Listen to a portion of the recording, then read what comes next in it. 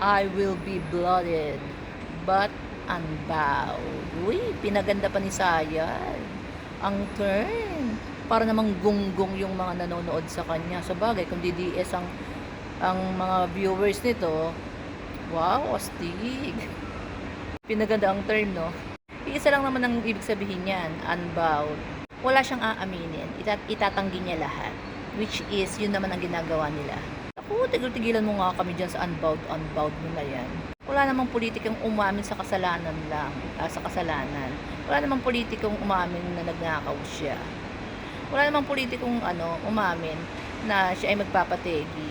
I will be blooded. Of course, you will be blooded kasi sasampalin, susuntukin ka ng ebidensya. Tigil-tigilan mo kami dyan sa Sayad, dyan sa mga term-term mo na ganyan. Hindi naman kami gonggong. Ay, maisingit ko lang nga pala. Kasi hindi ba sabi na, kasasabi ko lang, walang politikong aamin na siya ay nagnakaw. Kaso sinira ni Marcoleta yung sinira po ni Marcoleta yung image ng politiko na kahit anong mangyari, walang aamin. Umamin ng lolo ninyo. Gunggong. Abogado pa yun, abogado pa siya naturingan. Gunggong kaya ayun, na-shoot sa sa loob ng kulungan.